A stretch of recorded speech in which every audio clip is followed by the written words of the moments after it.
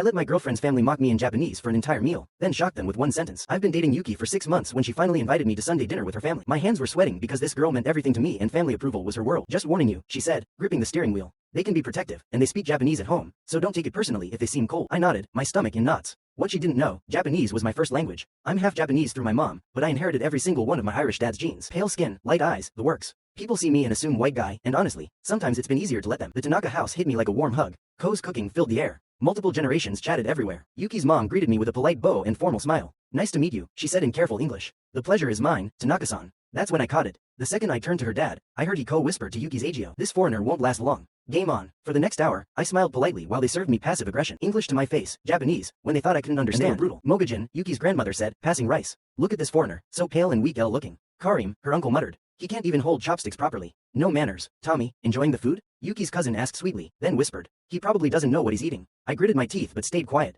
Be polite, don't cause a scene, Ko said, refilling my teeth. This person is so rude. Doesn't even try to learn our customs, the aunt added. He's probably making fun of Japanese culture. Every comment was a small cut, but I kept my mouth shut. Yuki tried, including me, switching languages, looking frustrated as conversations kept drifting to rapid Japanese that shut me out. Then her dad talked to Yuki's brother like I was invisible. He said, this is what happens when daughters go to universities. They bring home Gajun who will never understand us. The brother replied, Yuki is truly being stupid, dating someone her lessons. How can there be real love without communication? My jaw clenched. Ko added, she's wasting her life on someone who can't even talk to her family. My chest burned. I'd taken insults about my appearance, my manners, my culture. But calling Yuki stupid for loving someone, that crossed every line. Then Yuki's 8-year-old niece came running up, tears streaming, knee scraped.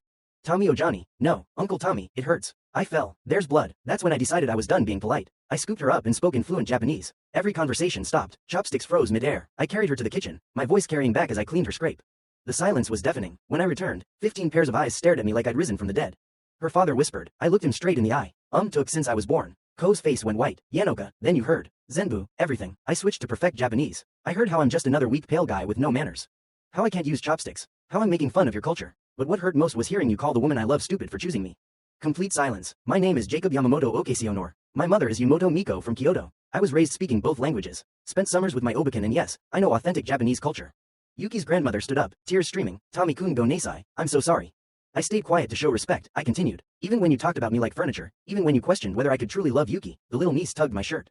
Tommy Oji-san, tell them about Obakan's garden. I looked around the table, then at Yuki, who was staring like she'd never seen me before. Maybe another time, I said softly. I kissed Yuki's forehead. I'm going home. You have family business to handle. 2 days later, her dad called. Jacob-kun, we owe you an apology. Come back this weekend. Ko wants to make her Obakan's katsu. Only if you keep speaking Japanese. I'm dying to tell you about the time my Obakan chased door-to-door salesman with a bamboo broom. That weekend, the niece introduced me as Tommy Oji-san, who speaks 2 languages and tells the best stories.